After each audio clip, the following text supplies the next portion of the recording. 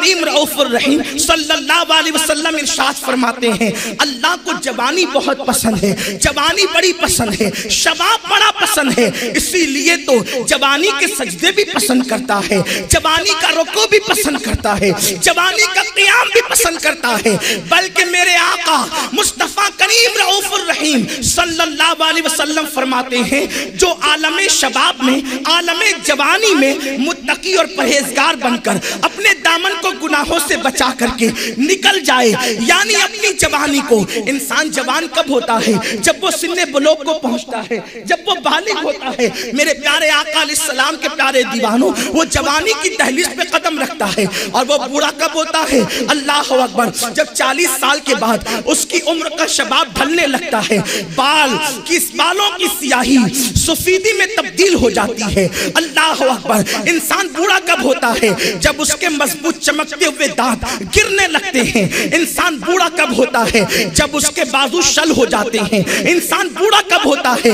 گویا کہ اللہ اکبر اس کے دلوں کے جذبات بھی سرد پڑ جاتے ہیں اور اس کے خون میں بھی ٹھنڈک واقع ہو جاتی ہے۔ یاد رکھو، ہر بیماری کا علاج ڈھونڈ لیا گیا، لیکن جوانی کے بعد جو بڑھاپا آتا ہے وہ ایسی بیماری ہے آج تک اس کا علاج کسی نے تلاش نہیں کیا۔ یہی وجہ تو ہے میرے پیارے آقا صلی اللہ علیہ وسلم کے پیارے دیوانوں، انسان اگر بوڑھا ہو جائے تو دنیا کی کوئی دوا، دنیا کی کوئی طاقت، دنیا کی کوئی قوت واپس سے اس کو جوان نہیں کر سکتی، اس لیے کہ جوانی کو خدا کس شان سے بیان کرتا ہے۔ آپ قرآن اٹھا کر کے دیکھیں، میرا اللہ فرماتا ہے والتین والزیتون وطور سینین وہذا البلد الامین۔ قربان جائیں، انداز کیا ہے؟ ایک مرتبہ کسی مجذوب کے سامنے قرآن کی وہ آیت پڑھی گئی جس میں قسم کھائی گئی تھی، قسم یاد کی گئی تھی، تو اس نے چیخ مار کر کے کہا بغیر قسم کے بھی تو ہم بات مان لیتے، قسم کھانے پر کس نے مجبور کیا؟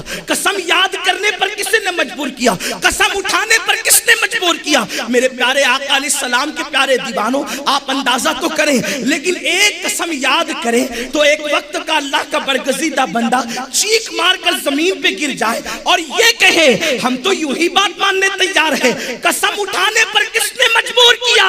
لیکن قربان جائیں، جب جوانی بیان کی جا رہی ہے، ایک نہیں بلکہ 4 قسمیں یاد کی جا رہی ہے۔ کہیں پر قرآن میں چاند کی قسم اٹھائی گئی، کہیں پر قرآن میں ستاروں کی قسم اٹھائی گئی، کہیں پر قرآن کے اندر سورج کی قسم اٹھائی گئی، الگ الگ انداز سے، اور اس کی توجیحات اور تشریحات بھی علماء نے کی ہے۔ لیکن یہاں جو 4 قسمیں ہیں، 4 رسولوں کے شہر کی قسمیں یاد کی گئی ہے۔ والتین، شہر ابراہیم کی قسم، جہاں ابراہیم پیدا ہوا، والزیتون، والزیتون، اللہ اکبر، جناب عیسیٰ کے شہر کی قسم، وطور سینین، جہاں پہلی مرتبہ موسیٰ پر وحی نازل ہوئی، اس طور سینہ کی قسم، وَهَذَا الْبَلَدِ الْأَمِينِ، پیارے محبوب جس زمین پر تو چلتا ہے، جس زمین پر تو پیدا ہوا، اس امن والے شہر کی قسم۔ 4 اولو العزم رسولوں کی قسمیں یاد کی گئی، اور اس کے بعد پھر کہا گیا لَقَدْ خَلَقْنَا الْإِنسَانَ فِي أَحْسَنِ تَقْوِيمٍ، ہم نے انسان کو اچھی صورت پر پیدا کیا۔ مفسرین کہتے ہیں، امام قرطبی لکھتے ہیں کہ یہاں اچھی صورت سے مراد انسان کی جوانی ہے، اس لیے کہ جب انسان جوان ہوتا ہے، رنگ کیسا ہو، شکل کیسی ہو، اس کے اندر ایک حسن ہوتا ہے، اس کے اندر ایک اعتماد ہوتا ہے، اس کے اندر کچھ کر گزرنے کا جذبہ ہوتا ہے، اور پھر قرآن کہتا ہے ثُمَّ رَدَدْنَاهُ أَسْفَلَ سَافِلِينَ۔ یہاں مفسرین کہتے ہیں ہم نے جوانی کے بعد تمہیں بڑھاپے کے گڑھے میں ڈھکیل دیا۔ تو گویا کہ قرآن بڑھاپے کو گڑھے سے تعبیر کر رہا ہے ایک تفسیر کے مطابق۔ آپ غور فرمائیں، اسی لیے تو لوگ کہتے ہیں یہ بیماری ہے، اٹھا نہیں جاتا، بیٹھا نہیں جاتا، نیند نہیں آتی، کروٹیں بدلتے ہیں۔ غور کریں یہ کیوں ہے؟ اس لیے کہ قرآن جس کو بڑھاپے سے تعبیر کرے، اور یاد رکھیں جب بڑھاپا آتا ہے تو اپنے بھی پرائے ہو جاتے ہیں، جسے انسان شریک حیات کہتا ہے، وہاں بھی حیا کی وجہ سے کچھ دوریاں اختیار ہونے لگتی ہے۔ دوست چھوٹ جاتے ہیں، یار جو ہے وہ دور ہو جاتے ہیں، اسے بڑھاپا کہتے ہیں۔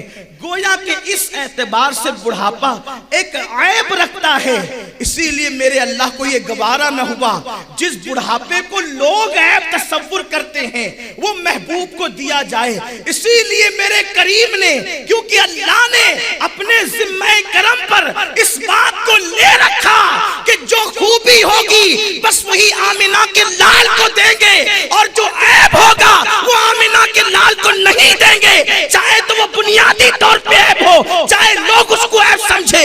اسی لیے اللہ نے 63 سال کے بعد بھی محبوب کو پورا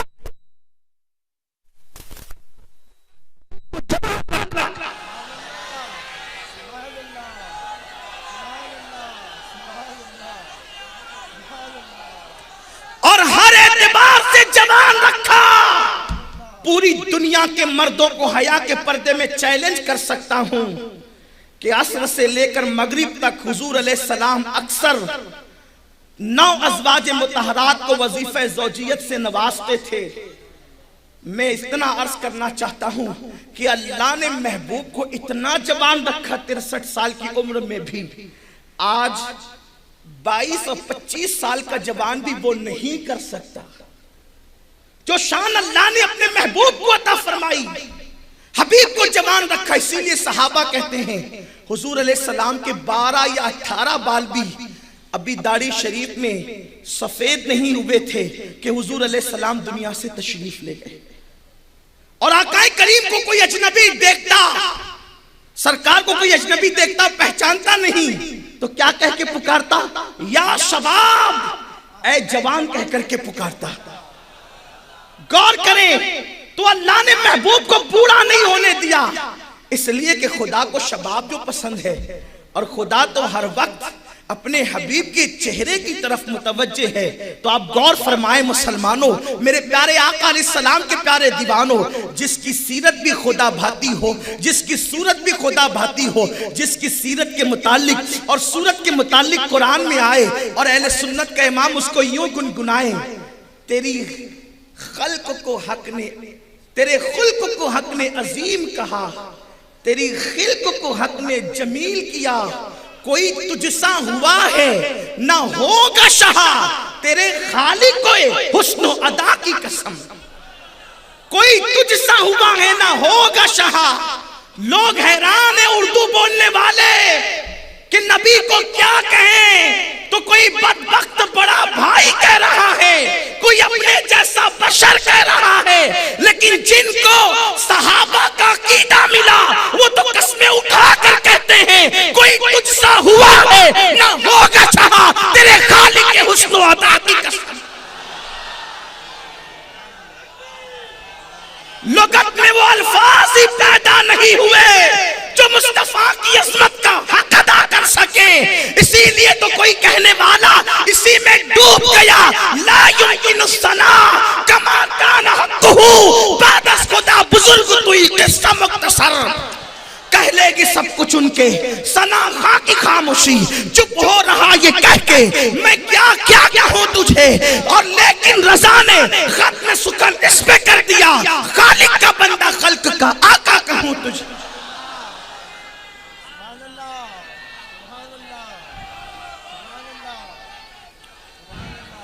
شباب پسند کتنا ہے خدا کو، شباب پسند کتنا ہے خدا کو کہ حبیب کو بوڑھا ہونے نہیں دیا۔ اس سے پتا چلتا ہے کہ حبیب کو جس پوزیشن پہ رکھا کتنی پسند ہے۔ اسی لیے تو میرے آقا فرماتے ہیں اللہ کو سب سے زیادہ اگر کوئی عمل پسند ہے تو وہ جوانوں کی توبہ پسند ہے، جوانوں کی توبہ سے بڑھ کر کوئی عمل اللہ کو پسند ہے ہی نہیں۔ اور میرے آقا کریم رؤوف الرحیم صلی اللہ علیہ وسلم فرماتے ہیں جب کوئی جوانی پائے اور جوانی میں گناہ نہ کرے، یعنی جوانی میں اس کو ایسا ماحول مل جائے کہ گناہ نہ کرے، اللہ کرے کسی میرے نوجوان بھائی جو یہاں بیٹھ کر سن رہے یہاں دور، ان کو سنی دعوت اسلامی کا ماحول مل جائے۔ یہ وہ ماحول ہے جس نے جوانوں سے گناہوں کی گندگی کو دور کر دیا، کیرم کلب میں بیٹھنے والوں کو مدینہ منورہ کی محبت میں دھڑکنے والا دل عطا کر دیا، جس نے تاش کے پتے کھیلنے والوں کے ہاتھوں میں تسبیحاں تھما دی، ہاں ہاں جس نے زلف و رخسار کی غزلیں لکھنے والوں کے ہاتھ میں مصطفیٰ جان رحمت کی نعتوں کے حوالے سے قلم عطا کر دیا۔ یہ سنی دعوت اسلامی کا کتنا بڑا کرم ہے، اور اللہ اس مرد کلندر کو حیات خضر عطا کرے جس کی کوششوں نے اللہ اکبر جوانوں کو عشق مصطفیٰ میں دھڑکنے والا دل عطا کیا۔ میری مراد ہمارے استاذ محترم عطائے حضور مفتی اعظم قائد محترم حضرت علامہ شاکر نوری صاحب قبلہ ہیں، کہ جن کی کوششوں نے ہزاروں جوانوں کی زندگیوں کے اندر انقلاب برپا کیا ہے۔ تو جن کو ماحول ایسا مل جائے قسمت سے، جن کو ماحول مل جائے تقدیر سے کہ وہ جوانی میں بھی گناہ نہیں کرتے، اللہ ان پر تعجب کرتا ہے اپنی شان کے مطابق۔ اللہ ان پر اپنی شان کے مطابق تعجب کرتا ہے، اور اس کے بعد فرشتوں سے کہتا ہے یہ جوان ہو کر بھی گناہ نہیں کرتا، گواہ رہنا جوان ہوگا، جوان ہے تب بھی میں لوگوں کے دل میں اس کی عزت بٹھاؤں گا، اور جب یہ بوڑھا ہو جائے گا تو اس کی عزت کو دوبالا کر دوں گا۔ اسی لیے تو اللہ والے جو جوانی میں اپنی راتوں کو مصلی پر گزارتے ہیں، اللہ والے جو اپنے دامن کو گناہوں سے محفوظ رکھ کر کے اپنی جوانی کو گزارتے ہیں، زمین کے اوپر ہوتے ہیں تو بھی ان کو عزت ملتی ہے، اور جب زمین کے اندر چلے جاتے ہیں تو بھی ان کو عزت ملتی ہے۔ باپ دادا مر جاتے ہیں تو لوگ سال دو سال میں بھول جاتے ہیں، لیکن میرے خواجہ کو 800 سال کا عرصہ ہو گیا، آج بھی دنیا ان کو یاد کر رہی ہے، اور قیامت تک کہ ان کو یاد کیا جاتا رہے گا۔ وجہ کیا ہے؟ وجہ کیا ہے کہ جوانی کو تقوی میں گزارا، جوانی کو پرہیزگاری میں گزارا، جوانی کو اللہ کی یاد میں گزارا۔ میرے پیارے آقا صلی اللہ علیہ وسلم کے پیارے دیوانوں، آج مجھے حکم ملا ہے کہ جوانوں کی ذمہ داریاں کیا ہے، اس کے حوالے سے کچھ باتیں کی جائیں۔ کیا ذمہ داری ہے جوانوں کی؟ جوانوں کی ذمہ داری کیا ہے؟ ڈاکٹر اقبال اس سے بہت اچھی طرح سے نقاب کشائی کرتے ہیں اور کہتے ہیں عقابی روح جب بیدار ہوتی ہے جوانوں میں، نظر آتی ہے ان کو اپنی منزل آسمانوں میں، نہیں تیرا نشیمن قصر سلطانی کے گنبد پر، قصر سلطانی کے گنبد پر تیرا نشیمن نہیں ہے۔ اگر میں اس کی تشریح اپنے الفاظ کے جامع میں کروں تو یہ سلطانی کے گنبد پر تیرا نشیمن نہیں، تجھے راحت و آرام سے کیا کام، تجھے بالوں کی نزاکت سے کیا کام، تجھے سنگھار اور صنف ناسک کی طرح حیات بنانے سے کیا کام، تجھے دنیا کی رنگریلیوں سے کیا کام۔ تیری راتیں عیاشوں کی طرح نہیں، تیرے دن بدماشوں کی طرح نہیں، بلکہ نہیں تیرا نشیمن قصر سلطانی کے گنبد پر، تو شاہی ہے بسیرا کر پہاڑوں کی چٹانوں میں۔ جن کو قرآن کی معرفت نہ ملی، جن کو دامن مصطفیٰ نہ ملا، جن کو کلمہ لا الہ الا اللہ کی نعمت نہ ملی، اگر وہ جوان اپنی راتوں کو عیاشوں میں گزار رہے ہیں، تعجب کی بات نہیں، وہ اپنی راتوں کو ہیرو ہیروائن کی داستان دیکھ کر گزار رہے ہیں، تعجب کی بات نہیں، وہ لوگ اگر اپنی راتوں کو برائیوں کے اڈے پہ نظر کر رہے ہیں، تعجب کی بات نہیں۔ اللہ نے تجھے بہت بڑے مقصد کے لیے پیدا کیا ہے، اے مسلم جوان، اللہ نے تجھے بڑے مقصد کے لیے پیدا کیا۔ تیری پیدائش کا مقصد کیا ہے؟ آج سے میں پوچھتا ہوں، بدر سے لے کر احزاب تک جتنے غزوات ہیں ان سب کے فاتح، ان کے فاتحین کون ہیں سوائے جوانوں کے؟ اور کون نظر آتا ہے؟ آج جوانوں کو یوں لگتا ہے کہ آقا کریم صلی اللہ علیہ وسلم کے اکثر صحابہ بوڑھے ہوں گے، یہ غلط ہے۔ علماء کرام کی موجودگی میں بڑی ذمہ داری سے عرض کروں اپنی اصلاح کی غرض سے کہ سیرت کا مطالعہ کرنے والوں کو یہ پتا ہے کہ حضور کے 5% صحابہ بھی بوڑھے نہیں تھے. اللہ اکبر.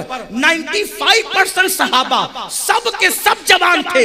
آپ دیکھیں فاروق اعظم جب کلمہ پڑھتے ہیں آپ کی عمر 38 سال کی ہے. سیدنا علی مرتضیٰ کلمہ پڑھتے ہیں آپ کی عمر بعض لوگ 8 سال کہتے ہیں اور بعض لوگ 10 سال کہتے ہیں. میرے پیارے آقا علیہ السلام کے پیارے دیوانوں اسی طریقے سے آپ دیکھیں اللہ اکبر حضرت سیدنا معاذ بن جبل رضی اللہ تعالیٰ عنہ اللہ اکبر جب ایک علاقے کے قاضی اور گورنر بنا کر بھیجے گئے اس وقت آپ کی عمر 32 سال تھی. حضرت ابو موسیٰ اشعری کو جب ایک علاقے کا قاضی بنایا گیا اس وقت آپ کی عمر بھی 32 سال تھی. حضرت سعد بن ابی وقاص رضی اللہ تعالیٰ عنہ کہتے ہیں جب میں احد کے میدان میں مصطفیٰ کریم کے ساتھ جنگ کر رہا تھا اس وقت ابھی میرے چہرے پر داڑھی کے بال بھی نہیں نکلے تھے. مجھے بتاؤ فاتح خیبر جوان ہے, فاتح بدر جوان ہے, فاتح احد جوان ہے, فاتح خندق جوان ہے. آپ کو نہیں معلوم جن 40 صحابہ نے حنین کے میدان میں مصطفیٰ کریم کا گھیراؤ کیا تھا حفاظت کے لیے اور لوگوں کے قدم اکھڑ گئے تھے وہ سب کے سب جوان ہیں. میرے پیارے آقا علیہ السلام کے پیارے دیوانوں اسی طریقے سے آپ دیکھیں اللہ اکبر اندلس کا فاتح طارق ابن زیاد کی شکل میں جوان ہے, محمد ابن قاسم کی شکل میں سندھ کا فاتح 17 سال کا جوان ہے. اسی طریقے سے آپ دیکھیں فاتح چین حضرت سعد بن ابی وقاص رضی اللہ تعالیٰ عنہ جوان ہے. اسی طریقے سے آپ دیکھیں موتا کی جنگ میں سب سے پہلے گو شہید ہونے والا اللہ اکبر لشکر کا سردار اللہ اکبر زید بن حارثہ رضی اللہ تعالیٰ عنہ جوان ہے. میرے پیارے آقا علیہ الصلوۃ والتسلیم کے پیارے دیوانوں اسی طریقے سے آپ دیکھیں سیدنا جعفر طیار 33 سال کی عمر میں شہید ہوئے. حضرت عبداللہ ابن رواحہ جوانی میں شہید ہوئے. وہ کون سا کارنامہ ہے جہاں جوان نظر نہیں آتے؟ وہ کون سا کارنامہ ہے جہاں جوان نظر نہیں آتے؟ کربلا کی دھرتی پر جس نے یزیدیوں کے چھکے چھڑائے وہ علی اکبر 18 سال کا جوان ہے. وہ امام قاسم 19 سال کا جوان ہے. امام تو حجت تمام کرنے کے لیے گئے تھے. عباس علمدار جوان ہے.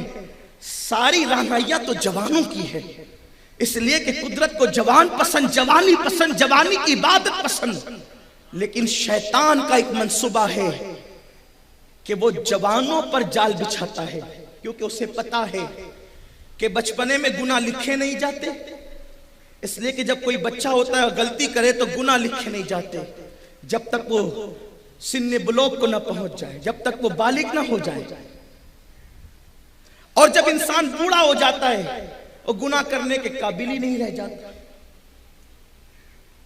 بعض تو یہ سوچ کر گناہ چھوڑ دیتے ہیں کہ مجھے گناہ کرتے دیکھے گا تو بیٹا بھی گناہ کرے گا تو میں کیا کروں گا. بعض یہ چھوڑ کر کے پیر قبر میں لٹک چکے ہیں, اب گناہ سے توبہ کر لینا چاہیے. واللہ میں کسی بوڑھے کی توہین نہیں کر رہا ہوں بلکہ میرے آقا علیہ السلام نے تو فرمایا جو اللہ اور یوم آخرت پر ایمان رکھے اسے چاہیے کہ جو اسلام میں بوڑھے ہو گئے ان کی تعظیم کرے. لیکن بات اس کر رہا ہوں کہ بڑھاپے میں تو اللہ اکبر لوگ توبہ کر لیتے ہیں. بڑھاپے میں تو بڑے بڑے عیاش بھی سنور جاتے ہیں. اصل گناہوں کا نیکی کا جو پیریڈ ہوتا ہے وہ جوانی ہے اور جوانی میں شیطان انسان کو ہائیجیک کرتا ہے, اس کی سوچ کو, اس کی فکر کو, اس کے انداز کو. اس لیے کہ وہ جانتا ہے جب کسی قوم کا جوان سنور جاتا ہے تو اس قوم کی تاریخ سنہری حرفوں سے لکھی جاتی ہے اور جس قوم کا جوان بگڑ جاتا ہے اس قوم کو تباہ اور برباد کر دیا جاتا ہے. لوگ ملک شام کو لے کر ماتم کنا ہے. شام میں چھری بھی داڑھی والوں کے ہاتھ میں ہے اور گردن بھی داڑھی والوں کی ہے. اس سے لوگوں کو مغالطہ بھی ہے کہ وہ داڑھی والے مسلمان ہیں. لوگوں کو پتہ ہونا چاہیے جو اسلام چونٹی پر ظلم کرنے کی اجازت نہیں دیتا وہ اسلام کسی انسان پر ظلم کرنے کی کیا اجازت دے سکتا ہے. لیکن قرآن کا فرمان ہے وما اصابک من مصیبت فبما کسبت ایدیکم، جو تم پر مصیبت آتی ہے وہ تمہارے ہاتھ کی کمائی ہے۔ اللہ اکبر۔ سیریا کی سرزمین، شام کی سرزمین پر جو ہر شام نہیں بلکہ ہر صبح بھی شام غریباں کی طرح ہے، اللہ اکبر اللہ اکبر، وہ صبح بھی شام غریباں کی طرح نہ ہوتی اگر مسلم نوجوان دن کے بدماش اور رات کے عیاش نہ ہوتے۔ اللہ اکبر۔ یمن کی سرزمین کو یوں تار تار نہ کیا جاتا اگر ہمارے نوجوان طاقت نہ بناتی، اگر مسلمان صحابہ کرام کی جوانی کی طرح اپنی جوانی کو گزارتے۔ اس لیے کہ دنیا دیکھ چکی ہے کہ جن جوانوں کو اپنے بال سنوارنے سے فرصت نہیں، جن جوانوں کو کانوں میں بالیاں پہننے سے فرصت نہیں، جن جوانوں کو اللہ اکبر ہیرو کے انداز میں کڑے پہن کر کے اترانے سے فرصت نہیں، جن جوانوں کو موبائل پر رات کے 2-3 بجے تک زنا کے مناظر دیکھنے سے فرصت نہیں، وہ اچھی طرح جانتے ہیں جس کے دل میں اپنی ماں سے پیار نہیں وہ شام اور عراق والوں سے کیا پیار کر سکتے ہیں، جن کے لیے اپنے بچوں کے لیے وقت نہیں وہ بیت المقدس کے ننھے ننھے بچوں کی لاشوں پر آخر کب تدبر اور فکر سے کام لے سکتے ہیں۔ انہیں اچھی طرح پتا ہے کہ جو اپنے بچوں کے لیے وقت نہ نکال سکیں وہ بیت المقدس میں بے گورو کفن تڑپنے والے معصوموں کے لیے فکر کے لیے کیا وقت نکالیں گے۔ انہیں پتا ہے جن کی راتوں دن کی زندگی کا مشغلہ یہ ہو برائی، عیاشی، زنا، گناہ اور نفسانی خواہشات۔ میرے پیارے آقا علیہ السلام کے پیارے دیوانوں، دنیا یوں ہی تمہیں تباہ کرنے کا پلان نہیں بنا رہی ہے، اس لیے کہ وہ جانتی ہے مسلم نوجوان آوارگی کا شکار ہو چکے ہیں، مکین گنبد خضرا سے دور ہو چکے ہیں۔ آئیے تمہیں بتاؤں ایک وقت وہ تھا جوانوں کی فکر کیا تھی، آج جوانوں کی فکر کیا ہے۔ اس واقعے کو میرے آقا، میرے مولا، میرے امام سیدنا امام جعفر صادق سلام علی جدہ علیہ السلام نے بیان فرمایا، اور یہ اپنے والد سے روایت کرتے ہیں اور وہ اپنے والد سے بیان کرتے ہیں اور وہ اپنے والد سے بیان کرتے ہیں۔ میرے پیارے آقا صلی اللہ علیہ وسلم کے پیارے دیوانوں، واقعہ یوں ہے کہ حضرت سیدنا امام جعفر صادق علی جدہ علیہ السلام ارشاد فرماتے ہیں، میں نے اپنے بابا امام سیدنا امام محمد باقر سے سنا، وہ فرماتے ہیں کہ اللہ اکبر، بنی اسرائیل میں ایک جوان تھا جو بڑا پارسا تھا، بڑا عبادت گزار تھا، اس کی طہارت، اس کا تقوی بڑا مشہور و معروف تھا۔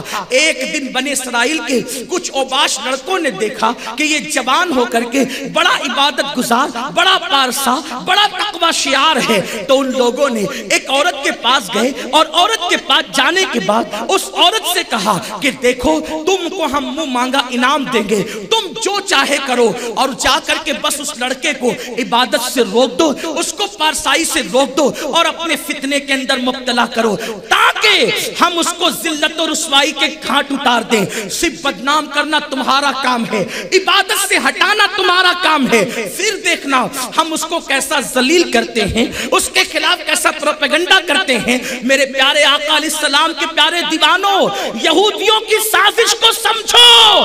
پہلے ہی دن سے یہودیوں کی سازش یہ ہے کہ جو صراط مستقیم پر ہو اور ہٹنے کے لیے تیار نہ ہو تو اس کے لیے عورت کا استعمال کرو، عورت کا استعمال کر کے ان کو ہٹاؤ دین سے۔ اس لیے کہ اللہ کے حبیب صلی اللہ علیہ وسلم فرماتے ہیں کہ عورت شیطان کے زہریلے تیروں میں سے ایک تیر ہے، جسے کسی نے نہیں لوٹا اس کو عورت کے حسن نے لوٹا۔ یہ جو ننگا کر کے بھیجا ہے انٹرنیٹ پر عورتوں کو، حتیٰ کہ صابن پر بھی عورتیں ننگی، اخبارات میں بھی عورتیں ننگی، یہ کیفیت اور حالات۔ میرے پیارے آقا علیہ السلام کے پیارے دیوانوں، یہ جو سب جگہ عورتوں کو ننگا کر دیا، فلمیں ننگی، سیریل ننگی۔ اب تو لوگ اپنے گھروں میں ٹی وی پر بیٹھ کر کے یہ باتیں کرتے ہیں کہ چلو فلم سے بچتے ہیں اور سیریل دیکھتے ہیں، کیونکہ سیریل میں گھریلو داستان ہے، لیکن وہ سیریل اتنے زہریلے ہیں ہمارے سماج کے لیے، بڑا خاموش پیغام ہے عورتوں کے ساتھ عیاشیوں کا اس کے اندر. دانشوروں پر یہ بات آیا ہے، کسی سے چھپی ہوئی نہیں. کچھ لوگ تو یہ کہتے ہیں کہ ہم فلاں سیریل دیکھتے ہیں تو اس میں عبرت ملتی ہے. میں پوچھتا ہوں کیا قرآن میں عبرت کا سامان نہیں جو آپ سیریل سے عبرت حاصل کر رہے ہیں؟ اگر آپ کو واقعات پسند ہے تو اسکرین پر واقعات دیکھنے کی بجائے احسن القصص اٹھا. وہ یوسف صدیق کا واقعہ پڑھ. یوسف حسین ہیں تو ان کے واقعے کو بھی قرآن نے احسن القصص کہا ہے، اور ہزاروں اس کے اندر عبرت کے سامان ہیں. میرے پیارے آقا علیہ السلام کے پیارے دیوانوں، حضرت ایوب کی داستان قرآن میں پڑھو، حضرت ابراہیم کی داستان قرآن میں پڑھو، تاکہ پتہ چلے عشق کے دعوے تو کرتے رہے لیکن عاشقوں کی شان کیا ہوتی ہے. جو قوم عشق میں اپنے بستر سے نیند کو کھول کر کے، نیند کو چھوڑ کر کے اٹھ کر کھڑی نہ ہو، وہ قوم عشق کے دعوے میں کتنی سچی ہو سکتی ہے؟ عشاق تو وہ ہیں، اقبال کہتے ہیں بے خطر کود پڑا آتش نمرود میں عشق، عقل ہے محو تماشائے لبے بام ابھی. عشق تو آگ چاہتا ہے، اس لیے کہ عشق کو آگ کے بغیر چین نہیں. اسے سکون کی نیند کہا. عشق نام ہی آگ کا ہے، اسی لیے تو میرے امام کہتے ہیں کہ بڑے مزے میں فرماتے ہیں الروح فدا کا فسید ہر کا یک شولہ دیگر بر زمش کا مرتن من دھن سب پھوک دیا یہ جان بھی پیارے جلا جانا. جو نرم گدوں پر فجر میں پڑے رہے انہیں عاشق کہلانے کا حق کیا ہے؟ اور میں کہوں تو اعتراض ہو سکتا ہے. امام الانبیاء فرماتے ہیں جو مجھ سے عشق کا دعویٰ کرے اور پوری رات سوتا رہے وہ جھوٹا ہے. آقا فرما رہے ہیں وہ جھوٹا ہے. جو پوری رات سوتا رہے وہ جھوٹا ہے. جو صبح کو فجر میں بھی نہ اٹھے وہ کتنا بڑا جھوٹا ہوگا. تو اپنی گفتگو کو ختم کر رہا ہوں اختصار کے ساتھ کہ بنی اسرائیل کے کچھ لوگوں نے اس عورت کو کہا کہ اس کو بدنام کرو، اور اس کے بعد وہ عورت رات کو پہنچی اس کی خانقاہ میں، اور پہنچنے کے بعد اس نے کہا مجھے اندر لے لے کیونکہ میں اکیلی ہوں.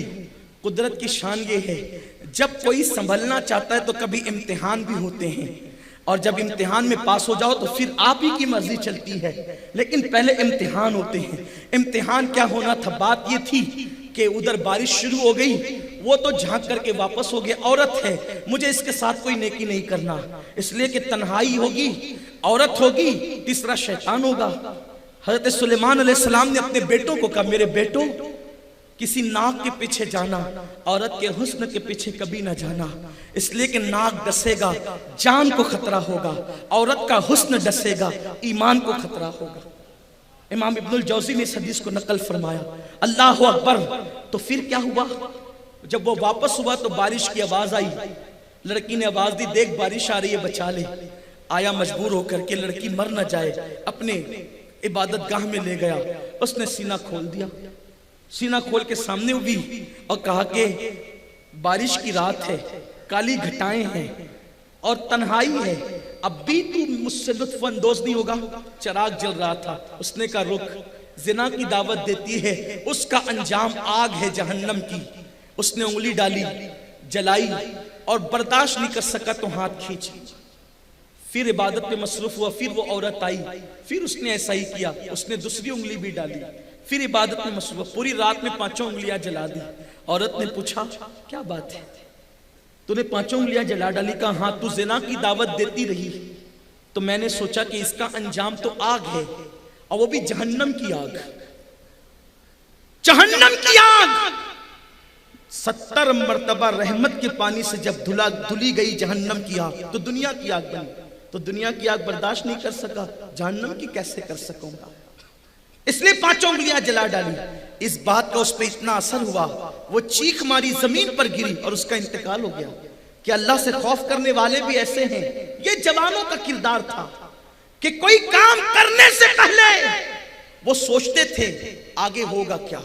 اور اب ہمارے جوانوں کا حال یہ کہتے ہیں جو ہوگا ہوگا، چلو ابھی جو کرنا ہے کر لو، لیکن سنو ابھی کیا کرنا ہے یہ کسی اور سے نہ ریاضت کے یہی دن ہے. آپ نے یہ نہیں کہا عبادت کے یہی دن ہے. جو آپ کا اصل نسخہ ہے، اصل جو نسخہ آپ کا ہے شاعری کے حوالے سے، اس کے اندر یہ نہیں کہا عبادت کے یہی دن ہے. اس لیے کہ عبادت نام ہے تسبیح پڑھنے کا، عبادت نام ہے رستے سے تکلیف دہ چیز ہٹا دینے کا، عبادت نام ہے تکبیر پڑھنے کا، عبادت نام ہے نوافل کی کثرت کرنے کا. آپ نے یہ نہیں کہا عبادت کے یہی دن ہے، بلکہ فرمایا ریاضت کے یہی دن ہے. ریاضت کہتے کس کو ہے کہ نفس گناہ کی طرف لے جائے اور اللہ کے خوف سے آپ گناہ سے رک جائے، اسی کو ریاضت کہتے ہیں. اور عبادت کرنے سے متقی نہیں کہلاتا، بلکہ ریاضت کرنے سے متقی کہلاتا ہے. تو آقا نعمت کہتے ہیں ریاضت کہ یہی دن ہے. بڑھاپے میں کہاں ہمت، جو کچھ کرنا ہے اب کر لو، ابھی نوری جوان تم ہو. توجہ فرمائیں، پتہ چلا اگر جوانی میں ریاضت کرو گے تو اللہ بڑھاپے میں بھی وہ مرتبہ عطا فرمائے گا کہ دنیا کی کوئی طاقت تم سے عزت نہیں چھین سکتی. حالات بدلنے کی بات کرتے ہو، ابھی حالات بدلیں گے. ہم اپنے آپ کو بدل دیں، ہمارے جوان اپنے آپ کو بدل دیں. سنی دعوت اسلامی کے اجتماع میں آنے والوں، کتنی مصیبت سے تم اجتماع میں آئے ہو. یہ میرا آخری پیغام دلوں کے اندر بٹھا لیں. کتنی مصیبت سے تم اجتماع میں آئے ہو. جیب میں کل تک کے جو گڈیاں رکھ کر کے لاتے تھے وہ چند نوٹیں رکھ کر کے لائے. یہ آپ کی محبت رسول کی دلیل ہے، عشق رسول کی دلیل ہے. لیکن یہ کوئی رسمی اجتماع نہیں کہ آپ آئیں اور حاضری دے کر کے چلے جائیں. اتنی تکلیف سے اس اجتماع میں آئے تو میری گزارش ہے اگر حالات ہم نے بدلنا ہے تو آؤ ریاضت کریں، اپنی نفسانی خواہشات سے مقابلہ کریں اور یہ عہد لے کر کے جائیں جو جس گاؤں میں رہتا ہے، جو جس شہر میں رہتا ہے، جو جس قریے میں رہتا ہے، وہ وہاں پر اپنے طور پر سنی دعوت اسلامی کے کام کا آغاز کرے گا اور خود نیک بن کر کے دوسروں کو نیک بنانے کی کوشش کرے گا.